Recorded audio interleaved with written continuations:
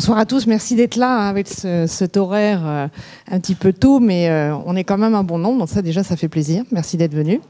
Alors moi, les matières premières agricoles, les produits financiers, ça me rappelle mon ancienne vie dans la banque d'affaires, et moi je dirais même que les premiers produits financiers complets étaient sur les matières premières agricoles, puisque les premières ventes à terme datent des premières récoltes céréalières où le paysan vendait à terme à un prix fixe sa récolte. Et donc c'est le premier produit dérivé qui a pu exister, était déjà sur des matières agricoles. Alors ça a bien sûr bien évolué avec maintenant une fluidité des marchés sur les matières premières agricoles bien connues, jusqu'à maintenant même avoir les terres agricoles qui sont devenues des produits de placement et pourquoi pas un jour des produits financiers si le cauchemar se matérialise, ce que je ne souhaite pas. Donc voyons maintenant quel impact cette évolution va avoir sur l'accès pour les populations aux matières premières agricoles en matière d'alimentation. Et si effectivement, ce qu'on pense, ce qu'on intuite, qui est que la spéculation sur les prix des matières premières agricoles peuvent créer des soucis en matière de faim est réel ou bien plutôt fantasmé. Je ne sais pas si vous allez répondre à ça, mais en tout cas, c'est la question que l'on peut se poser ce soir. Merci. Merci Madame la Présidente. Bonjour Mesdames et Messieurs. Excusez-moi d'avoir perturbé cet horaire. Je suis très, très heureux de votre invitation. J'ai beaucoup de respect pour Action contre la faim. J'ai beaucoup de respect pour Françoise Giroud parmi les créatrices. Et donc, je suis très honoré d'être là. Donc, moi, je suis un financier. Donc, je vais faire un plaidoyer en défense des financiers. En fait, je sais que ce n'est pas un sujet très facile pour un financier que d'expliquer que la finance, ça sert à quelque chose.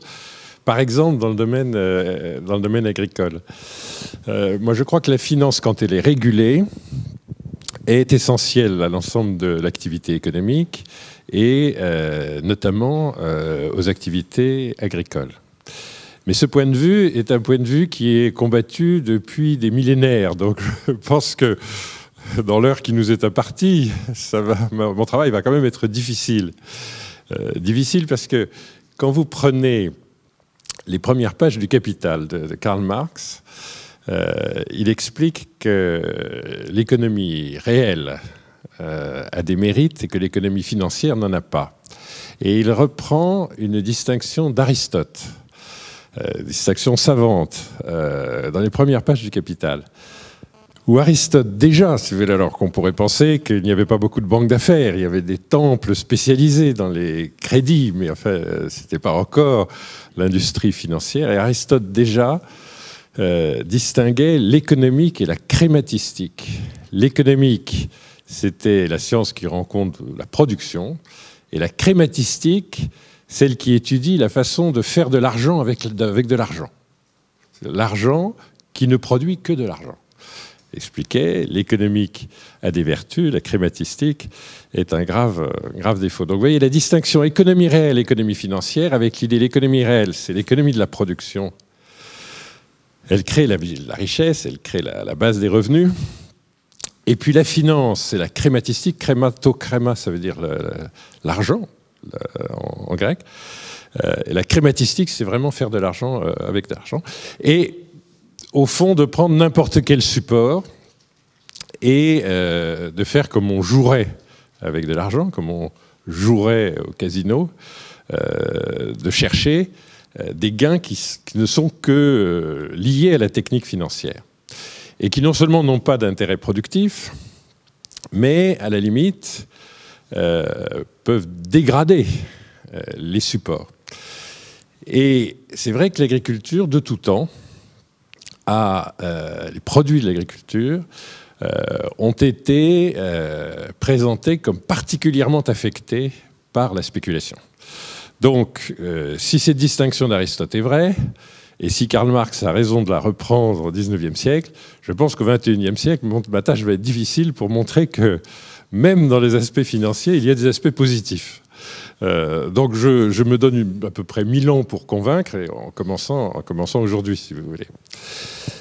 Il y a des interactions très fortes entre la finance et l'agriculture.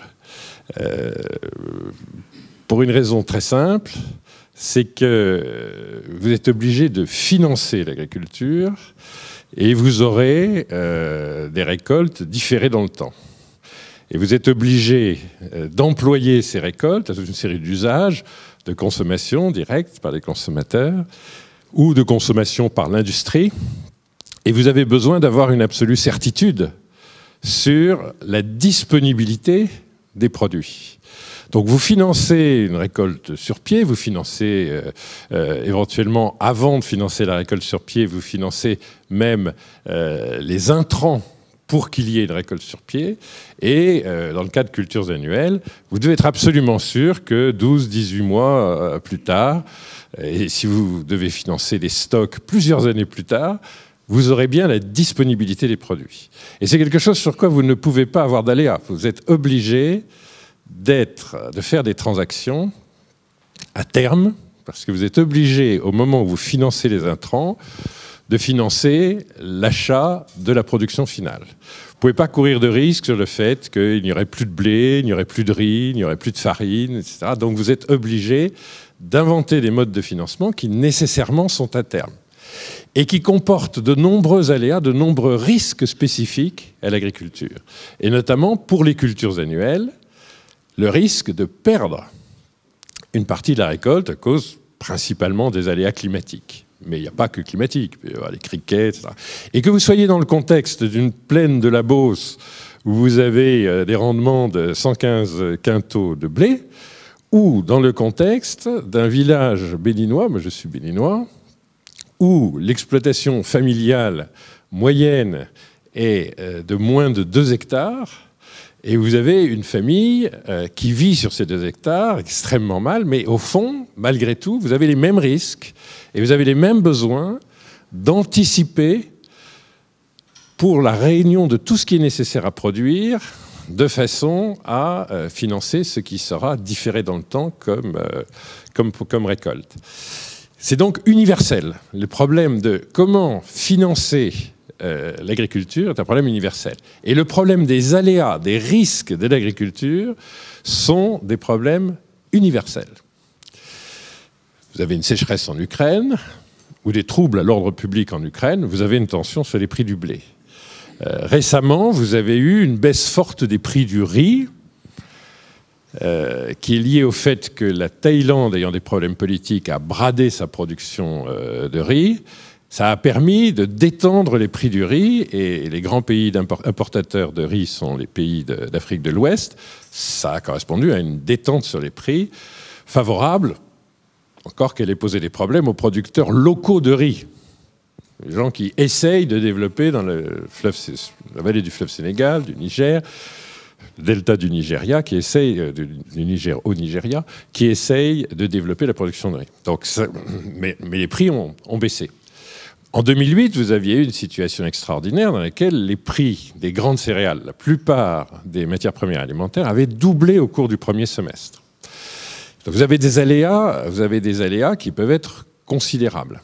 Ils avaient doublé d'une façon qui est très émotionnellement incompréhensible, notamment des gens qui, de ce fait, sont précipités dans une situation très précaire, parce que les prix avaient doublé, essentiellement pour des raisons, sur les grandes cultures céréalières, pour des raisons qui étaient climatiques et qui tenaient pour les grandes zones exportatrices d'Europe orientale, d'Asie du Sud-Est, de la vallée du Nil, à des circonstances particulières. Mais enfin, les prix avaient doublé au cours de ce premier semestre, entraînant des émeutes de la faim. Donc vous avez un phénomène qui est à la fois extrêmement intense, qui est un facteur de faim et de misère, et qui est un phénomène extrêmement incompréhensible, parce qu'une différence climatique en Thaïlande, premier exportateur mondial de riz, en Égypte, deuxième exportateur mondial de riz, bon, je prends cet exemple, mais on peut l'extrapoler à d'autres, crée des émeutes de la faim à Douala, à Lagos ou à Dakar. C'est très difficile d'expliquer tous les mécanismes de la transmission. Donc, on peut créer des situations, on crée aujourd'hui sur les matières premières agricoles des situations d'extrême volatilité dont personne ne comprend les causes. très très difficile d'expliquer ces causes. Même en France, il y a une émotion toujours forte, rien qui soit comparable au thème d'Ancien Régime, du complot des affameurs, mais dès qu'on voit le prix du pain augmenter à raison du fait que l'Ukraine a un problème, que la Russie a une sécheresse, ça reste très très difficile à expliquer. Les gens pensent plutôt que ça doit être le gouvernement de l'époque qui est responsable de la hausse du prix de la baguette. Enfin, mais en France, c'est un problème de confort d'une certaine manière. En Afrique, là où vous avez des ménages qui consacrent la moitié de leurs revenus disponibles à s'alimenter, le doublement des prix de la nourriture est impossible. C'est impossible. Ça évince tous les autres emplois du revenu. On ne peut plus se soigner, on ne peut plus envoyer ses enfants à l'école, ça évince absolument tous les autres. Donc évidemment qu'il y a des émeutes de la faim. Évidemment qu'il y a une demande de subventions, de secours, etc. Évidemment qu'il y a, lorsque la pénurie n'est pas simplement liée au prix, mais qu'elle est aussi physique, il y a des interventions du programme alimentaire mondial, etc. Bon. Et des besoins de solidarité extrêmement forts. Donc ce sont des sujets extrêmement sensibles depuis toujours et partout. C'est vraiment un sujet universel, mais qui prend une acuité dans les pays les plus pauvres, une acuité très forte en Inde, une acuité très forte en Afrique, pour citer les deux continents et subcontinents, où on a, vivant en dessous du seuil de pauvreté, plusieurs centaines de millions d'habitants, et donc une intensité de ces situations qui est plus forte. Alors, il y a deux raisons. La spéculation financière est une de ces raisons. La situation de pénurie ou de pléthore créant des effets de prix qui sont très considérables par rapport aux variations de quantité est une autre raison. C'est-à-dire qu'il y a quelque chose dans les matières premières agricoles qui est que par nature, ils sont instables. Ces prix sont par nature instables, par nature volatiles.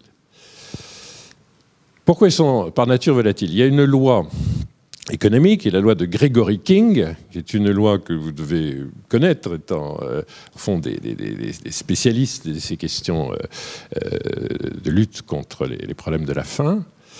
La loi de Gregory King, qui est établie quand même depuis la fin du XVIIe siècle, c'est que vous avez une amplification considérable dans les prix des mouvements de quantité. Donc quand vous avez un marché agricole où vous avez 5% de pléthore, les prix s'effondrent de moitié. Quand vous avez un marché agricole où vous avez 5% de pénurie, les prix doublent.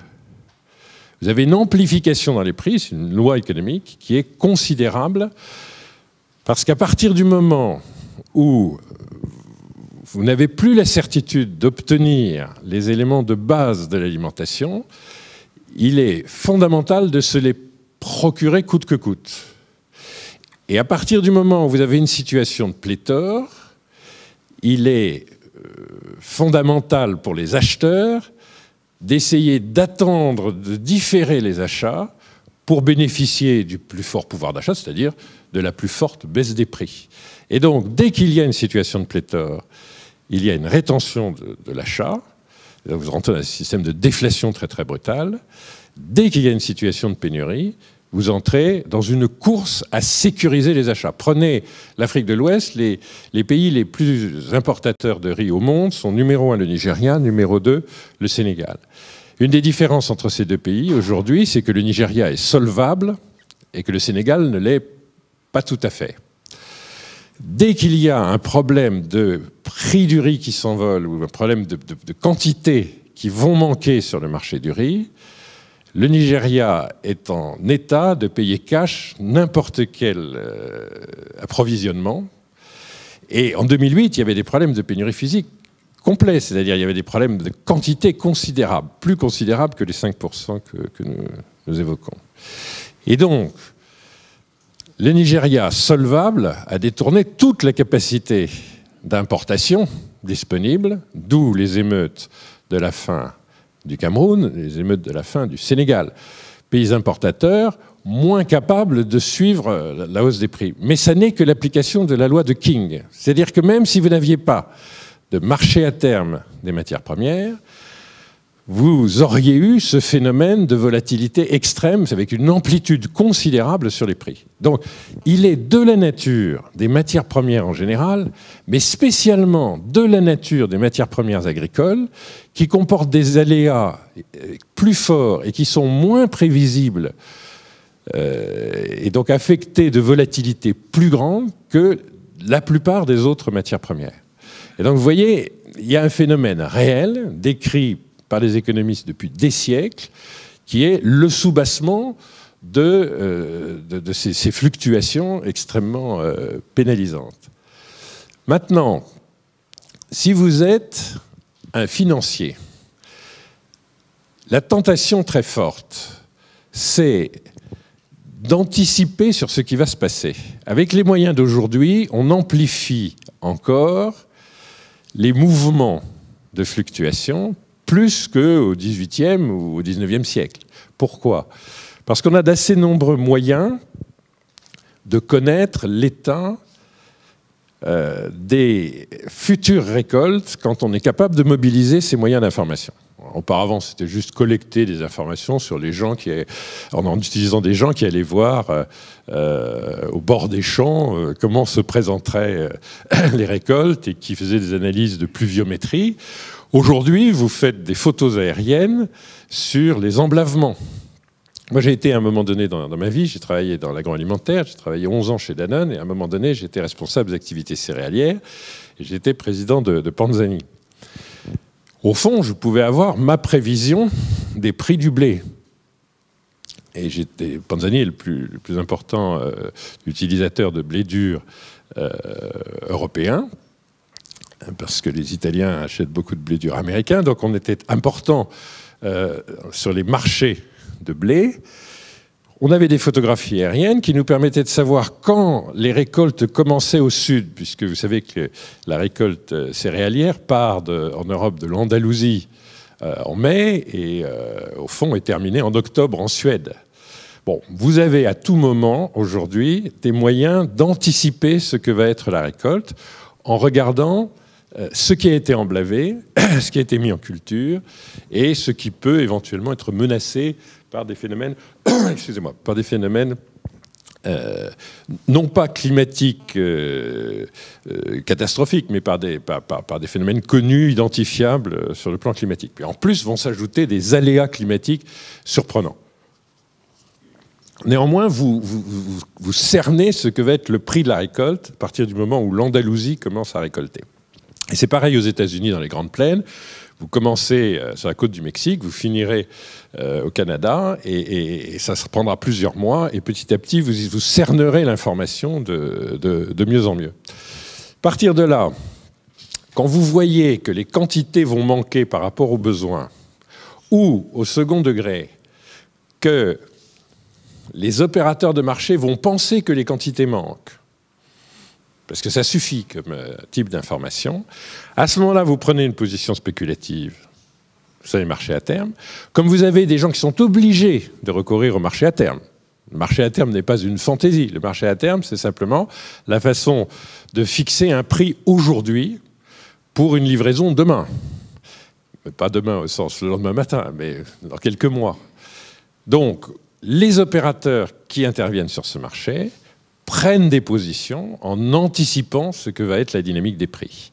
Et s'ils achètent aujourd'hui à 100 quelque chose en se disant ça va monter jusqu'à 120, ils vont faire les profits entre 100 et 120, et donc ils vont engager des sommes importantes pour obtenir ce retour. S'ils pensent que ça va baisser, ils vont prendre des positions à la baisse. Mais en prenant ces positions, ils vont accélérer le phénomène. Et ils peuvent d'ailleurs accélérer le phénomène en cornérisant les marchés, comme on dit. C'est-à-dire ils peuvent aussi acheter physiquement des produits.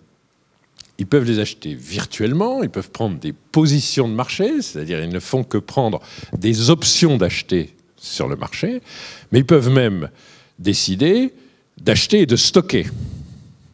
Et d'ailleurs, il n'y a pas que les marchés mondiaux, ça ne se passe pas qu'à Chicago et dans les grandes bourses de commerce, ça se passe même localement. Prenez une situation très pathétique comme celle du Niger. Parfois, on se demande pourquoi.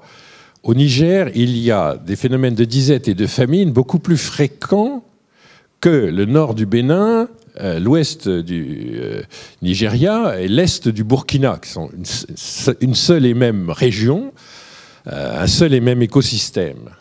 Parce que longtemps, le gouvernement du Niger n'a pas réfréné les commerçants nigériens de faire des stocks en vue de la période de soudure, cette période où les paysans eux-mêmes n'ont plus de produits stockés et où eux-mêmes doivent, pour se nourrir, aller sur le marché. Parce qu'on est juste avant la récolte suivante. Et dans cette période de soudure, dans des pays très fragiles en termes de production, vous avez même pas des financiers de Chicago, encore une fois, vous avez des commerçants locaux qui font des stocks pour qu'à la période de soudure, ils vendent 2 fois plus cher les produits qui seront devenus complètement rares. Donc, le problème de la spéculation, c'est non pas du tout qu'il invente la fluctuation. La fluctuation, loi de Gregory King, elle est de la nature des choses. Il l'amplifie, il la révèle en prenant des positions de marché virtuelles et éventuellement en faisant des stocks et en accroissant la rareté, en accroissant la pénurie, il l'amplifie. Voilà, c'est ça la situation, me semble-t-il, qui aggrave considérablement les phénomènes. Et à partir de là, se crée toute une industrie de gens qui se disent, au fond, tout ça est récurrent. Pourquoi ne pas proposer aux épargnants de profiter de ce système? Et à ce moment-là, vous avez en effet une situation où, sur les marchés de matières premières, vous pouvez construire des produits financiers. Profiter des troubles... Enfin, la publicité n'est pas celle-là. La publicité, c'est votre banquier, votre guichetier de banque, à la limite, qui vous dit, mais prenez donc des titres indexés sur les prix de matières premières, ils vont être très bons cette année. Bon, le sous-jacent, c'est l'Ukraine va mal, ça va désorganiser la production. Dès que l'Ukraine a un problème, le blé va avoir un problème. Dès que le blé aura un problème, le maïs substitut du blé aura un problème de hausse de prix. Dès que le blé et le maïs auront un problème, le riz aura un problème. Quand bien même la récolte de riz est très bonne en Thaïlande. Bon, là, on est dans une situation qui n'est pas agréable, puisqu'on a à la fois des troubles à l'ordre public, Thaïlande, premier exportateur, Égypte, deuxième exportateur, et un exportateur de blé important, l'Ukraine, et peut-être une certaine désorganisation de l'économie russe. Donc, ce n'est pas un très bon moment pour les perspectives céréalières. Du coup, le produit financier, c'est nous autres traders, nous allons nous arranger pour profiter de toutes les pénuries qui vont apparaître dans l'année. Nous vous offrons un excellent produit financier. Et au lieu de vous servir du 0,2% sur une obligation courte, ou du 2,5% sur une obligation à 10 ans, je vais vous servir du 5% dans l'année. Et à ce moment-là, beaucoup de gestionnaires sont intéressés par ce produit financier.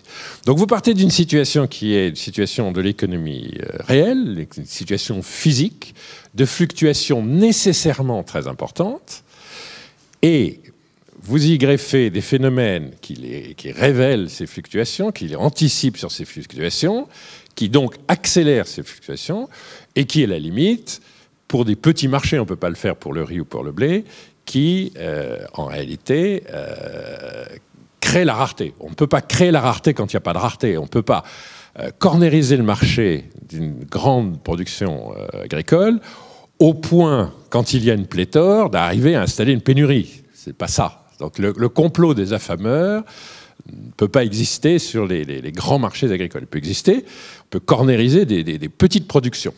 De très grands traders peuvent cornériser des très petits marchés. Pas les marchés les plus importants, pas le lait, pas le riz, pas le blé. Bon. Il faut savoir que derrière tout cela, il y a quelque chose qui est très important. les financiers n'ont pas de responsabilité, qui est que le marché mondial est très défaillant pour les produits agricoles. Pourquoi? Parce que les produits agricoles sont des produits d'autoconsommation. Donc on consomme son blé, son lait, et on exporte un solde. Le résultat, c'est que sur les marchés les plus importants, encore une fois, disons, les grandes spéculations céréales, enfin les grandes cultures céréales, le sucre, le lait, pour prendre des exemples. Certains produits tropicaux, le café, le cacao. Bon. Vous avez un petit problème, c'est que le café, le cacao, les produits tropicaux sont, en termes de marché mondial, relativement profonds. C'est-à-dire qu'on a la faculté de trouver ses besoins sur le marché. Mais pour le riz, le blé et le lait, l'ordre de grandeur de ce que représentent les transactions mondiales, c'est-à-dire les échanges entre les États, c'est de l'ordre de 5% de la production. Si bien que pour déséquilibrer ces marchés, c'est extrêmement simple. Et vous n'avez pas de réponse. J'ai été longtemps administrateur de Yoplait. Aujourd'hui, je suis administrateur de Danone. Et c'est très amusant de faire le budget de Yoplait, ce qu'on a fait pendant 10 ans chez PAI, parce qu'on a détenu Yoplait pendant 10 ans. C'est toujours le même débat. Que va être le prix du lait? Vous savez qu'en ce moment, le prix du lait est en assez forte hausse mondiale. Que va être le prix du lait? Et vous avez toujours quelqu'un qui vous dit, mais il y a des stocks de lait partout, il y a des containers en Nouvelle-Zélande, mais pas du tout, pas du tout. Il suffit que la Chine monte en production, en consommation. Il suffit que la Russie, qui, selon les années, est exportateur net ou très important importateur net. En moyenne période, la Russie est le premier importateur de lait. Il suffit que les États en pénurie chronique, l'Italie, aient une bonne conjoncture de consommation. Il suffit donc de toute petite déstabilisation, ou qu'il y ait une sécheresse en Nouvelle-Zélande qui baisse le rendement laitier, ou en Australie, et on est tout de suite à un besoin d'ajustement sur le marché mondial qui dépasse 5% du volume de la production. C'est-à-dire qu'on est au-dessus des capacités du commerce mondial. Et on est en pénurie physique. Donc les marchés mondiaux de produits agricoles, parce que ce sont des produits qui, au fond, sont consommés sur place. Et d'ailleurs, ayez ça en tête, quand les écologistes disent c'est déraisonnable pour des raisons d'empreinte carbone, de carbonation de l'économie, de faire voyager les produits agricoles. Très bien. Si cet avis prévalait, consommez les produits près de chez vous. Prenez pas des fraises de contre-saison, des haricots verts de contre-saison venant du Kenya et du Chili. Oui, mais si l'idée est de faire une attrition des marchés mondiaux, alors on ne sait pas, en fait, ajuster le moindre accident saisonnier. Et des accidents saisonniers, on en a tout le temps. Le marché mondial, ça sert aussi à faire qu'on bouge les marchandises pour répondre aux pénuries locales. Il y a quelque part une pléthore, il faut absolument qu'elle soit mise à la disposition des gens qui sont en pénurie et qu'on fasse l'égalisation. Si on ne fait pas l'égalisation, on va avoir, avec ces tout petits décalages que j'évoquais, quelque part des paysans ruinés avec des prix 2 fois plus bas que précédemment, et donc en général très en dessous de leur prix de revient, et quelque part des consommateurs urbains ruinés dans l'autre sens, ceux qui auront des prix qui auront doublé. Donc vous voyez ce que j'essaie de vous dire. J'essaie de vous dire, il y a un phénomène réel. Et c'est à ce phénomène réel qu'il faut s'attaquer. Mais il y a un phénomène réel. On peut vivre, imaginer le monde le plus harmonieux qui soit, dépourvu de tous ces financiers, de tous ces spéculateurs, etc. Il reste que, malheureusement, on aura toujours l'application de la loi de King. Toujours. Et il faudrait des mécanismes de marché scientifiquement idéaux pour parvenir à lisser tant soit peu ce phénomène. Et c'est de là que se greffent des pratiques financières, des spéculations sur marché à terme, sur des marchés d'options, des spéculations éventuellement réelles avec des stockages, et effectivement des phénomènes qui peuvent du coup s'emballer. Maintenant, il faut que vous sachiez qu'il y a une autre interaction très importante entre la finance et l'agriculture, qui est aussi un des sous-jacents, une des explications. Ce que j'essaie de dire, c'est qu'il y a l'explication naturelle que la loi de King décrit. Il y a l'explication imperfection du marché mondial avec des très petites quantités d'exportation qui peuvent très difficilement faire des ajustements. Mais il y a une troisième raison aussi pour laquelle nous avons un problème financier de l'agriculture mondiale. C'est que l'agriculture, ça consomme énormément de capital. Énormément de capital. Il n'y a pas d'activité en dehors de l'énergie qui consomme autant de capital que l'agriculture. Et donc il faut bien financer l'agriculture. Il faut financer l'agriculture. Déjà, vous avez tout ce qui est l'amont, où il faut préparer les terres agricoles. Vous avez tout ce qui est lié à l'énergie nécessaire, au stockage nécessaire, au transport nécessaire. L'agriculture ne doit jamais, mais je pense que vous êtes familier de ces analyses, jamais être considérée pour elle-même. Vous n'avez pas d'agriculture si vous n'avez pas de transport, vous n'avez pas d'énergie, vous n'avez pas de chaîne de froid, vous n'avez pas de service, vous n'avez pas d'agriculture, point. Pourquoi? Parce que si vous n'avez pas des conditions de stockage idéales, vous perdez, on perd aujourd'hui en Afrique, dans des pays comme le mien, on peut perdre 30% de la récolte de cacao qui fermente bord champ parce qu'elle n'est pas collectée, problème de transport, et qu'elle n'est pas stockée dans des conditions qui la préservent, problème de stockage. On perd une partie très importante du coton. Traditionnellement, dans l'agriculture soviétique, on perdait jusqu'à 50% de la valeur de la production à cause de ces déficits routiers, stockage, énergie disponible pour l'agriculture. L'agriculture, c'est le contraire d'une activité isolée. La solution des problèmes de l'agriculture est très rarement dans l'agriculture. Une question que vous auriez pu vous poser, c'est comment se fait-il que la Russie impériale, premier exportateur de céréales au monde jusqu'à la Révolution, laisse place à l'Union soviétique, premier importateur du monde en pénurie permanente de céréales, premier acteur du marché comme importateur de céréales, passe à la Russie post-soviétique et elle est à nouveau premier exportateur mondial de céréales. Qu'est-ce qui s'est passé entre deux? Il s'est passé le rétablissement d'une économie de marché sur tout ce qui n'est pas agricole. Bon, par ailleurs, on a fait que les sovkhozes et les kolkhozes également passent à l'économie de marché, mais surtout, on a libéralisé les transports, on a libéralisé l'ensemble des services autour de l'agriculture, on a réinvesti dans les stockages, et la Russie est passée en 5 ans d'un pays en pénurie avec des pertes considérables. Et comment on a financé la révolution agricole qui a été faite dans les années 90 en Russie? Par la simple réduction des pertes, c'est-à-dire le fait de récupérer la valeur des productions en ne les perdant plus. Cette absence de perte matière a à elle seule financé, c'est un mouvement autoporteur, la renaissance agricole russe, et ukrainienne, et géorgienne, et biélorusse. Donc, il faut faire attention à ceci que, malheureusement, l'ensemble de ces activités sont des activités très intensives en capital. Il faut que vous sachiez que pour faire 1 litre de lait, ou plutôt pour faire 100 € de lait, vous avez besoin d'investir 200 €. Vous transformez ce litre de lait en 1 kg de yaourt. Il vous faut 50 € d'investissement. Pour faire 100 € de yogourt, c'est un investissement de 50 €. Pour faire 100 € de lait en amont, c'est un investissement de 200 €. Et le lait est une des choses les plus faciles au monde à financer.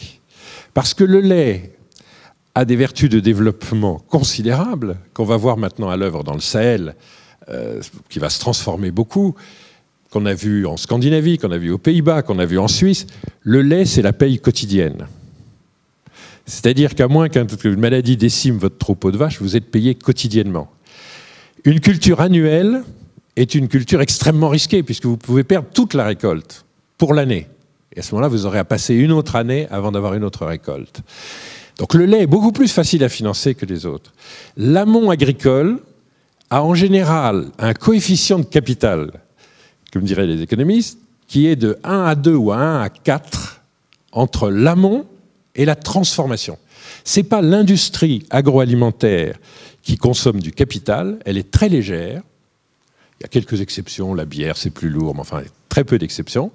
C'est l'amont agricole qui consomme du capital. Alors un jour j'ai dit ça devant le directeur général de la FAO, il m'a dit « On voit bien que vous représentez le grand capital, vous n'avez en tête que cette agriculture gigantesque sur des centaines de milliers d'hectares complètement mécanisée. » Monsieur le directeur général, je vous parle de l'agriculture familiale, je vous parle de l'agriculture à côté de ma maison à Savalou, je vous parle de l'agriculture la plus familiale au fond de l'Afrique. Je ne vous parle pas des projets de fermes de 100 000 hectares séoudiennes en Éthiopie ou chinoises ou coréennes. Parce que c'est quoi le capital? Le capital, c'est la capacité non pas d'acheter une houe, mais d'acheter une charrue et 2 bœufs. Le problème, c'est que dans l'exploitation familiale moyenne du Bénin, où vous avez 2 hectares, le surplus, l'épargne que vous pouvez faire, ne vous permet pas, sauf à y passer 20 ans, d'économiser assez pour passer d'une houe à une charrue et à 2 bœufs. Le capital, ça n'est que ça, le capital. Je ne pense pas à faire des grands barrages hydroélectriques et de mettre en œuvre 100 000 hectares. Mais passer de 2 à quoi? De 2 à 20. Une famille ne peut pas, même en n'envoyant pas les enfants à l'école, tirer de quoi vivre de sa terre au-delà de 2 hectares. La houe ne permet pas d'aller plus loin. Avec le début d'une mécanisation très simple, on emblave la même famille, avec les enfants à l'école, emblave 20 hectares. C'est ça le capital. Mais malheureusement, combien d'années de surplus faut-il d'une exploitation de 2 hectares pour pouvoir passer à plus grand avec une technologie un peu plus avancée, sans que ce soit vraiment une technologie de pointe? Il n'y a pas de secteur industriel, encore une fois, hors énergie, où ce que vous devez investir par rapport au chiffre d'affaires soit plus élevé. Et là, je vous parle de culture simple. Je parle de lait, de céréales ou d'igname. Maintenant, si vous voulez faire de la culture arboricole, vous allez commencer à exploiter votre verger de cacao après 4 ans. Si vous voulez faire de l'EVA-culture, vous allez exploiter au bout de 7 ans. Et là, vous entrez dans des types d'immobilisation en capital encore plus lourds. Vous êtes comme dans la vigne, vous êtes dans une situation où le produit marchand vous arrive 7 ans après. Entre-temps, il faut avoir financé tout ça. Donc l'agriculture, ça se finance parce que malheureusement, c'est très, très capitalistique. Et le vrai frein à la progression en matière agricole est un frein capitalistique, et les pays qui n'arrivent pas à décoller sur le plan agricole sont des pays qui n'ont pas la capacité de mobiliser de l'épargne au bénéfice de l'agriculture.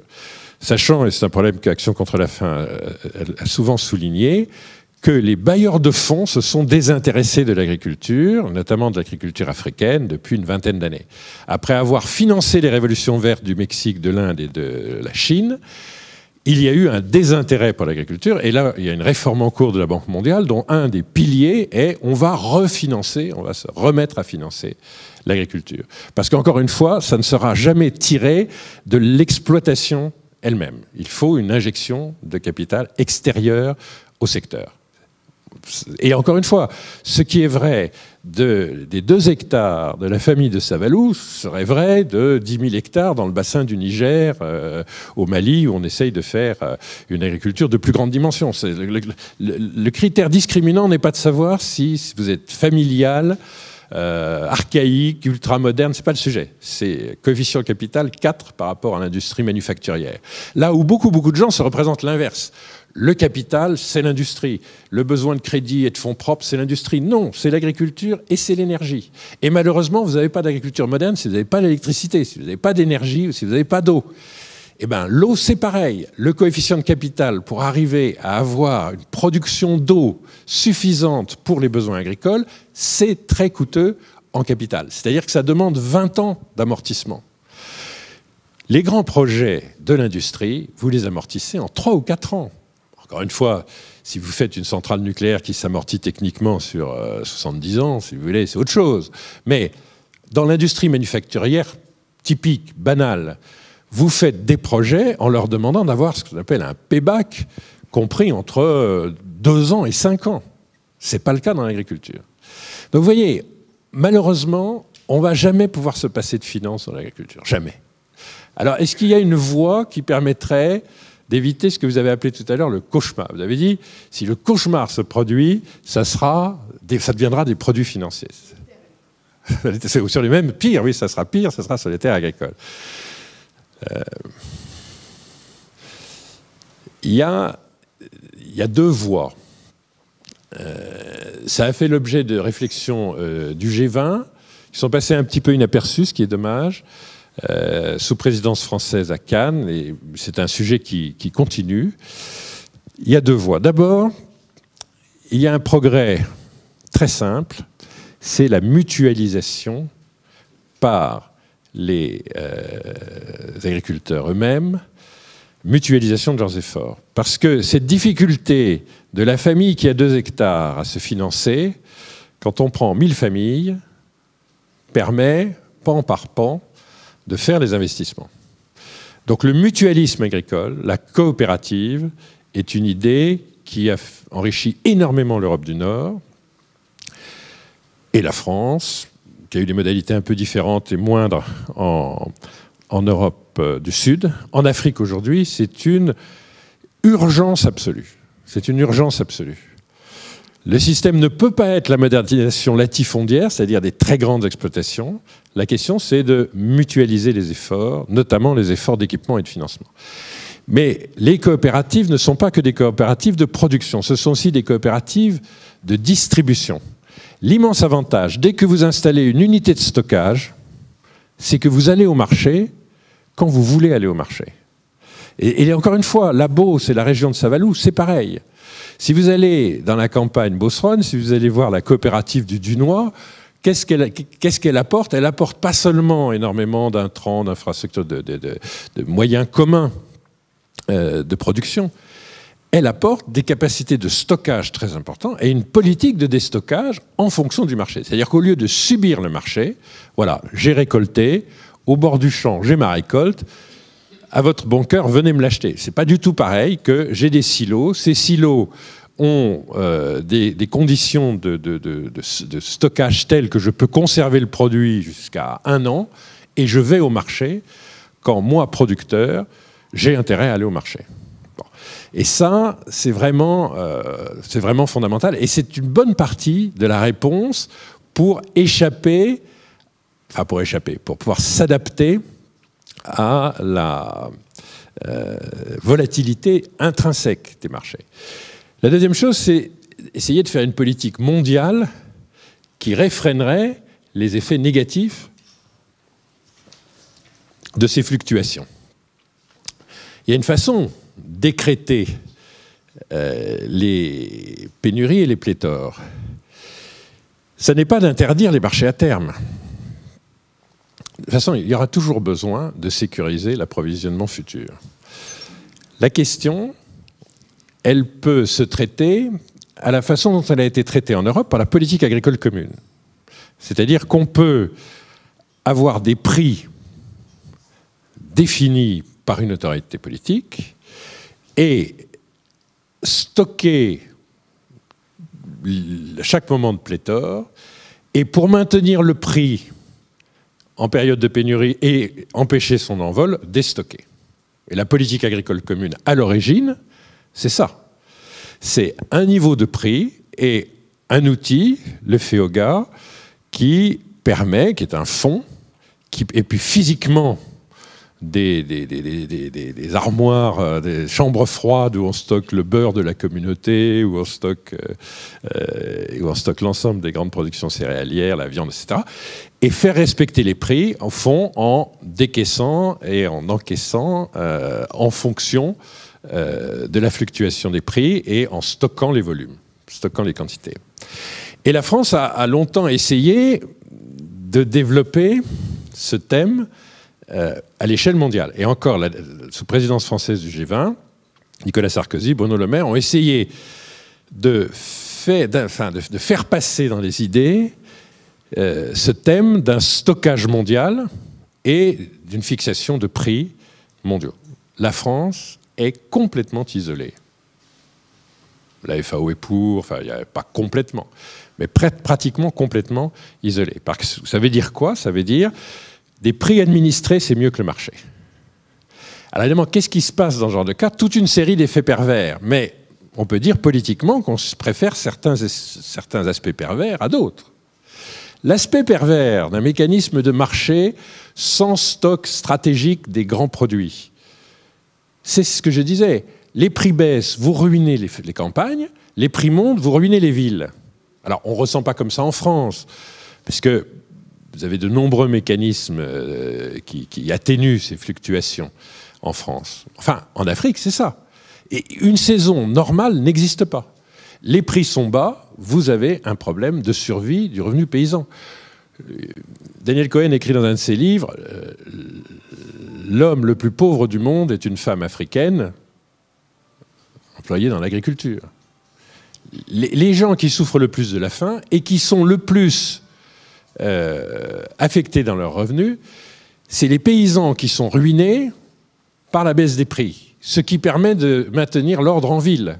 À ce moment-là, vous n'avez pas d'émeute de la faim, mais vous avez des dégâts qui sont bien plus forts. Et souvent des dégâts de famine dans les campagnes. Ce n'est pas Niamey qui souffre de la famine, jamais. C'est les populations paysannes du sud du Niger. Et les prix montent. Les paysans, quand ils peuvent capter une partie de la hausse des prix, c'est même généralement le cas, et ce sont les villes qui souffrent. Et là, on a des émeutes et des troubles politiques. Une saison normale n'existe pas. Et ça, on pourrait dire, c'est un effet pervers considérable. Ça a des conséquences politiques, ça a des conséquences humaines, ça a des conséquences sociétales, ça provoque des exodes ruraux massifs, involontaires et de nature catastrophique, etc., etc. Ça déracine des populations. Enfin, aujourd'hui, l'immense majorité des pays, et notamment les pays producteurs, les plus violemment contre l'idée française étant les pays du groupe de Cairns, étant nos amis australiens, néo-zélandais, brésiliens, etc. Les grands producteurs, exportateurs de matières premières sont vent debout contre ces techniques. Et même, au fond, toutes les institutions multilatérales, sauf peut-être la FAO, expliquent que l'effet pervers de ces politiques de soutien et de maintien de cours avec constitution de stocks stratégiques très importants sont des politiques qui aboutissent à maintenir des niveaux de prix très élevés. C'est vrai que les prix européens, sous le régime de la politique agricole commune, étaient des prix élevés.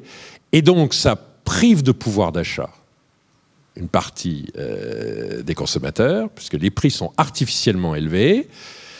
Et comme les prix sont artificiellement élevés, on fait de la pléthore. Et on se met à saturer complètement les stocks, qu'on finit par vider en faisant des restitutions à l'exportation, où là, on va ruiner d'autres acteurs, mais on fait de la pléthore par nature. Simplement, il faut bien se rappeler que dans l'Europe d'après-guerre, il y avait des pénuries très importantes, et donc faire de la pléthore n'était pas perçu. Systématiquement de la surproduction à un niveau de prix relativement élevé, c'était perçu comme un bien moindre mal que la situation où l'Europe est restée sous ticket de rationnement selon les pays jusqu'en 1948 ou 1951. Donc, on vient d'une situation en Europe où c'était accepté parce qu'on avait des pénuries qui avaient des effets sociaux catastrophiques. Le monde est dans la même situation. Mais objectivement, la voix de la France ne porte pas, et ce n'est pas simplement qu'elle ne porte pas vis-à-vis de pays qui veulent s'enrichir financièrement, là où la communauté financière est puissante, la Grande-Bretagne, les États-Unis.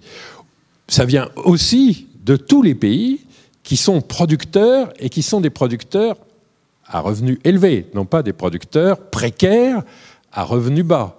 Parce que quand vous êtes, même le Brésil et en tout cas l'Australie ou la Nouvelle-Zélande, vous pouvez parfaitement vous organiser pour, sur le plan interne, c'est une question de distribution de revenus internes, pour être capable de lisser.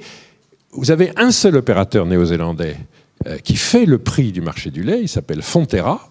Avant, ça s'appelait le New Zealand Milk Marketing Board. C'est une coopérative, et en fait c'est l'instrument principal de la politique agricole de l'État, Et lui, le marketing board, il a les coûts de production les plus bas du monde. C'est-à-dire le lait qu'on produit en Europe en moyenne à 2,20 francs, si je parle en francs, parce que c'est le prix historique, au fond autour de 2 francs, lui, il le fait à 1,60. Aujourd'hui, prenez le lait en Afrique, les industries laitières en Afrique. Il y en a partout. Tout à l'heure, j'étais avec la ministre nigérienne du développement industriel. Elle expliquait que la laiterie était la principale activité industrielle de transformation au Niger. Vous pourriez penser, c'est parce que le Niger, pays sahélien, avec des avantages pour l'élevage, travaille sur du lait natif nigérien. Pas du tout, pas un instant. Toutes les productions laitières africaines sont faites en lait, en poudre de lait importé. L'Afrique est le premier continent importateur de poudre de lait, parce que ça coûte 1,60, que ça coûte 2,20 en Union européenne, et que ça coûte 250 à 300 CFA, donc de 53 francs, en Afrique. Et donc, évidemment que vous avez un choix où les gens boiront moitié moins de lait. Mesure protectionniste, j'essaye de développer ma filière laitière nationale, ou bien, comme c'est un produit vital, vous faites entrer du lait bon marché. La Nouvelle-Zélande, l'Australie ont un avantage structurel de taille d'exploitation, etc., qui font, c'est des avantages structurels qui font que, en réalité, ils sont les plus productifs au monde. C'est donc une de leurs exportations principales. Lorsque le prix baisse, il ne peut pas baisser plus bas que leur prix de revient à eux. Et lorsqu'ils montent, ils engrangent la différence. Et s'il devait y avoir des années, et il y a des années de sécheresse et de changements climatiques, de troubles liés au changement climatique, eh bien, les réserves constituées dans les 4 années sur 5 où on est en très fort surplus seraient utilisées pour lisser. La Nouvelle-Zélande n'a aucun problème, c'est un pays très avancé, elle est parfaitement organisée. Et donc les producteurs les plus organisés sont hostiles à quoi que ce soit qui changerait les mécanismes de marché. Pourtant, il y a un besoin d'appropriation par les pays les plus pauvres de cette idée que, historiquement, pas forcément pour toujours, mais c'est fondamental d'avoir des mécanismes de régulation, parce qu'à ce moment-là, le problème de marché à terme ne se pose pas. Des mécanismes de régulation de prix, d'anticipation de prix qu'on peut anticiper très précisément, parce qu'au fond, ils sont administrés. Alors, je ne suis pas en train de faire l'apologie d'une espèce d'économie socialiste, mais il y a des moments historiques où la disette est quand même la vraie contrainte, et où s'organiser en termes d'administration des prix et de stockage pour être capable de produire, même à des prix relativement élevé, en moyenne période, de produire des excédents au bénéfice des populations. Il faut se l'approprier. Et on n'a pas besoin, à la limite, de demander au G20 de l'approuver. Il suffirait, par exemple, que dans les unions régionales, comme la CEDEAO en Afrique de l'Ouest, l'ECA, la SADC, en Afrique de l'Est et en Afrique australe, décident d'avoir, et il y a toute une réflexion en cours là-dessus, une politique agricole commune entre États. Entre le Nigeria, le Niger, le Bénin, Côte d'Ivoire, le Ghana, on fait parfaitement l'affaire et on est parfaitement capable, dans cet espace-là, de faire une politique de type politique agricole commune. Moi, je ne vois pas d'autre solution que réduire ces risques individuels en mutualisant par le système coopératif. Et à mon avis, on devrait exporter massivement le modèle coopératif. Il y a des domaines où ça existe, les cotonculteurs d'Afrique de l'Ouest, il y a quelques modèles. Mais c'est pour ça qu'on est passé de 0 de production de coton dans les années 40 à 25% de la production mondiale entre le Mali et le Burkina, un petit peu le Bénin, un petit peu la Côte d'Ivoire, mais enfin le Mali et le Burkina ne sont quand même pas les pays les mieux dotés au monde, et ils produisent à eux deux près de 20% de la production du cotonnière mondiale. Donc les cotonculteurs organisés sont la raison principale de ce succès, si on peut dire. Donc, la coopérative, le mutualisme, et d'autre part, des politiques publiques qui ne peuvent pas se faire autrement qu'en groupe. Ce serait mieux qu'il y ait un accord mondial, mais on peut parfaitement faire ça entre soi. À ces conditions-là, on peut réserver les mécanismes de financement comportant des facultés de spéculation à des pays qui sont organisés pour prendre des chocs de ce genre. et qui, globalement, effectivement, auront quelque chose de plus sain, parce que le prix de moyenne période sera un peu plus bas, donc le pouvoir d'achat sera un peu plus élevé, mais on est devant des agriculteurs qui ont résolu quelque chose qui est la clé essentielle de l'agriculture, et que nous n'avons pas résolu dans les pays les plus pauvres. Une agriculture saine est une agriculture où les revenus des agriculteurs montent quand les prix des produits agricoles baissent. Toute l'histoire de l'Europe depuis la guerre, c'est ça. Pourquoi? Parce qu'entre les deux, on a fait des gains de productivité très importants.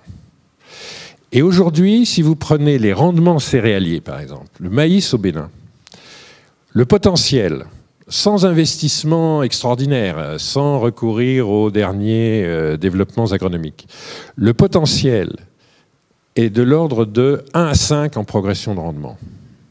Si vous prenez l'élevage laitier, l'élevage peul traditionnel du nord du Bénin et de toute la région sahélienne produit en moyenne un peu moins d'1 litre par animal et par jour. En apportant des aliments complets, de l'eau et en sédentarisant les troupeaux, ce qui suppose des changements sociétaux assez forts, mais qui sont à l'œuvre, qui sont en train de se produire sous nos yeux, sans changement du matériel génétique, on passe à 15 litres. Vous imaginez ce que c'est? La différence entre la valeur d'1 litre et de 15 litres, ça veut dire que vous multipliez par 5 les revenus des agriculteurs et que vous divisez par 2 ou 3 le prix. Aujourd'hui, au marché, au nord du Bénin, ça vaut 500 francs le litre, 1 litre de lait. 500 francs. C'est-à-dire que ça vaut le double de la sortie ferme. Ça vaut 500 francs sortie ferme. Et en France, ça vaut la moitié de ça. Bon. Donc, la différence entre les deux, c'est la productivité. Mais le problème, c'est que pour avoir de la productivité, il faut du capital. La différence entre les deux, c'est je peux vous donner de l'eau, donc je la puise, je la stocke, et je peux vous donner des aliments complets. Donc j'ai construit une filière industrielle qui permet de nourrir les animaux. Et en fait, c'est à ça que servent les financiers. Les financiers, ça sert... Au fond, le bon modèle du financier dans un système comme ça, c'est le crédit agricole. Quelque chose qui manque dans la moitié de l'Afrique. Pas au nord, pas au sud, mais entre les tropiques, ça manque énormément. C'est à ça que servent les financiers. Les financiers, en bonne logique, si on considère que l'objectif, c'est pas de développer l'économie de marché, mais c'est de satisfaire les besoins alimentaire en disant la nourriture n'est pas un bien comme un autre. Alors si on est sur ce principe politique-là, les financiers, ça sert à apporter l'épargne nécessaire au capital, parce que sans capital, il n'y a aucun développement agricole. Et ça ne sert pas à financer des marchés spéculatifs. Et ça laisse la spéculation, qui par ailleurs sûrement des mérites de liquidité des marchés, aux pays qui sont parfaitement capables d'absorber ce genre de volatilité. Les pays pauvres ne peuvent pas absorber cette volatilité. Eh bien, l'énoncé de ces principes simples, moi j'en ai parlé souvent avec Bruno Le Maire qui avait conduit pour le G20 sous présidence française. Il y avait 2 idées qui paraissaient complètement folles aux anglo-saxons. On va réformer le système monétaire international et on va lisser les fluctuations de matières premières. Les anglo-saxons, puis d'ailleurs, à mon avis, 18 pays sur 20 au G20, on dit que les Français sont fous, comme d'habitude, l'exception française, enfin bon. Mais c'est quand même une assez bonne idée. Mais l'erreur, c'est pas la peine de demander à l'Inde, c'est pas la peine de demander aux États-Unis, pas la peine de demander à la Grande-Bretagne, il faut le demander au Mali, au Nigeria, il faut le demander aux pays qui en ont besoin et qu'ils le fassent ensemble dans leurs unions économiques. C'est ça le sujet. Et ce n'était pas une croisade pour le G20. Si la France veut faire prévaloir ce genre d'idées comme étant des idées de nature à créer une vie meilleure pour les plus pauvres des plus pauvres, c'est-à-dire pour les agriculteurs des pays les plus pauvres, alors il faut le faire avec ces pays et ne rien demander aux grandes puissances. Vous n'avez pas demandé à l'Australie de renoncer à ses avantages, elle ne renoncera jamais. Et le Brésil, qui dans ce système de marché et de spéculation est devenu le premier fournisseur mondial de viande, de jus de fruits, de canne à sucre, qui donc a prouvé que si vous êtes un continent, si vous avez les moyens de financement, si vous avez une politique adéquate, si vous êtes prêt à mettre entre parenthèses les droits humains, si vous êtes prêt à déforester, etc., vous êtes capable de faire une ascension extraordinaire, le Brésil non plus n'acceptera pas. Bon. Mais si vous avez des principes inverses, alors la finance peut servir à quelque chose d'un peu mieux que le cauchemar que vous disiez. Voilà ce que je voulais vous dire.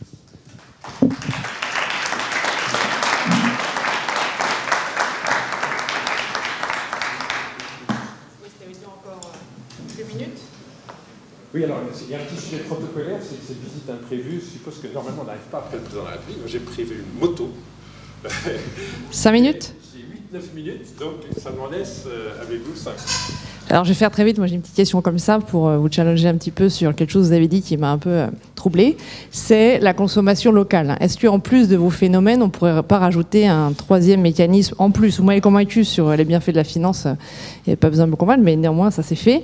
C'est sur la consommation locale et les régimes locaux. Est-ce qu'on ne pourrait pas envisager d'avoir des politiques agricoles locales adaptées aux besoins alimentaires des populations qui eux-mêmes pourraient, chemin faisant, adapter leur régime alimentaire à ce qui est produisible localement pour ne pas avoir des dépendances aux importations trop fortes et donc laisser les marchés financiers en l'état mais réduire la dépendance des marchés au prix par des effets locaux. D'ailleurs, nous, on a observé que les prix des marchés locaux sont parfois décorrélés ou en tout cas moins volatiles que les prix des matières premières des marchés. Donc on a déjà des phénomènes comme cela sur les marchés véritablement locaux, bon, en Afrique bien sûr, par des effets complètement mécaniques. Donc est-ce qu'on ne pourrait pas assortir de vos recommandations une dernière, qui serait de dire régime alimentaire et politique agricole adaptés aux besoins nutritionnels des populations pour limiter la dépendance au prix des marchés? Oui, mais alors, à condition, non pas d'en faire un principe, mais d'en faire sélectivement une politique sur un certain nombre de domaines. Parce que si vous voulez, grosso modo, personne n'est jamais mort de faim de la non-disponibilité à des prix convenables de fruits de contre-saison. Alors que vous pouvez avoir des millions de morts associés au fait que l'étroitesse du marché mondial du riz est ce qu'elle est. Et donc, ce raisonnement est vrai, sauf pour ce qui est vital dans le régime alimentaire des sauf si on mange plus de riz. Le Libéria importe 90% de son riz et la population du Libéria mange du riz absolument à tous les repas. On peut envisager des changements des régimes alimentaires, substituer le riz à une autre céréale, donc ça demande des changements culturels importants. Non, ça on peut pas faire. Non, attendez, les Européens ont fait ça deux fois, ont fait ça une fois, ils le feront pas deux. C'est-à-dire, personne ne mangeait du riz en Afrique de l'Ouest jusqu'à la colonisation.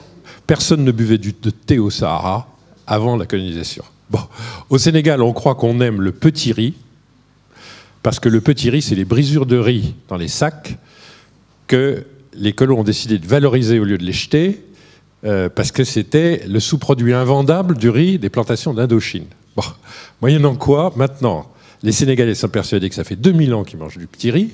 Bon, ça date de la conquête de l'Indochine, point, mais en attendant, c'est ça. Et jamais vous ne ferez changer le régime alimentaire une autre fois, une deuxième fois en un siècle. Donc, il faut partir du fait qu'on sait très très bien faire du riz. On sait faire deux récoltes de riz à 12 tonnes en moyenne l'hectare au Libéria. Le Libéria n'a pas le premier dollar libérien pour le faire. Parce que ça coûte le prix que je dis, c'est-à-dire c'est une injection énorme de capital. Le Nigeria est en train de le faire. Et la Côte d'Ivoire va emblaver 200 000 hectares pour produire 2 millions de tonnes et satisfaire non seulement ses besoins, mais une partie des besoins du Mali. Le Mali est en train de le faire parce qu'il y a un bombardement d'aide mondiale. Vous avez tout à fait raison. Le problème, c'est pas du tout de savoir s'il faut réfréner les transports, consommer près de chez soi. Le problème, c'est d'assurer la sécurité alimentaire. La vraie sécurité alimentaire libérienne, c'est de faire du riz au Libéria. Voilà. Bon, mais pour ça, il faut avoir les moyens de le faire en capital. Si vous dites les pays les plus pauvres vont devoir satisfaire tous leurs besoins à proximité de chez eux, alors l'impasse financière doit être d'une centaine de milliards de dollars par an. Bon. Donc tant qu'on ne l'aura pas résolu, et donc les pays qui le résolvent sont les pays qui soit reçoivent beaucoup d'aide, Mali pour des circonstances particulières, Nigeria parce qu'ils sont solvables, qu'ils ont rétabli un certain nombre d'équilibres et qu'il y a la rente pétrolière, Côte d'Ivoire, parce que maintenant elle fait 9% de croissance, etc. Donc vous avez par exception, mais tant qu'on n'en est pas là, et sachant qu'on va avoir une croissance démographique très très forte, c'est-à-dire qu'on va quand même toujours avoir le besoin... Parce que vous voyez, on a une croissance, en Afrique, on a une croissance du revenu disponible des ménages qui est supérieure au PIB. Donc le revenu disponible des ménages progresse de 7% quand la croissance africaine progresse de 5%. Et comme la croissance démographique est de 2,5 à 3%, la croissance des besoins va en réalité... la population croisée par l'augmentation de ses revenus va en réalité créer une course entre tout ce qu'il faudra dépenser pour rattraper, si vous voulez, par rapport à la situation actuelle, et suivre. Bon. Et donc, tant qu'on n'est pas là, vous avez quelques produits qui sont vitaux pour les gens, mais je vous dis, lait, sucre, les grands corps gras et les grands produits céréaliers, vitaux pour les gens, pour leurs animaux, etc., sur lesquels vous êtes obligés d'ouvrir le marché mondial, ou alors de passer par la solution française, c'est-à-dire de consacrer tous les excédents des récoltes en période de pléthore à créer des stocks stratégiques mondiaux. Mais ça revient toujours au même. Je ne peux pas faire reposer les ajustements du marché mondial sur 5% de la production. Je dois avoir un volant de 10 ou 15. Que je le crée parce que j'ai énormément investi dans les pays importateurs, ou que je le crée parce que j'ai constitué des stocks stratégiques gigantesques. Je vous dis, la deuxième voie ne fonctionnant pas, moi je crois qu'il faut faire pas à pas et qu'il faut faire localement. Vous pouvez très bien avoir une politique du riz ouest-africaine. La région ouest-africaine est le premier importateur de riz au monde. Vous pouvez très bien avoir une politique du lait maghrébine. L'Algérie est le premier importateur mondial de poudre de lait, etc. Donc il faut faire, à mon avis, régionalement, puisqu'il n'y a rien à attendre, ni des émergents, ni des grandes puissances. Donc il faut le faire entre soi. Et à ce moment-là, effectivement, il faut faire du riz au Libéria. Mais enfin, il faut trouver aussi les 100 milliards. Je crois que si vous ne voulez pas arriver après le président, là, il faut y aller. Merci sur cette conclusion. On avait plein de questions à vous poser, mais je crois que...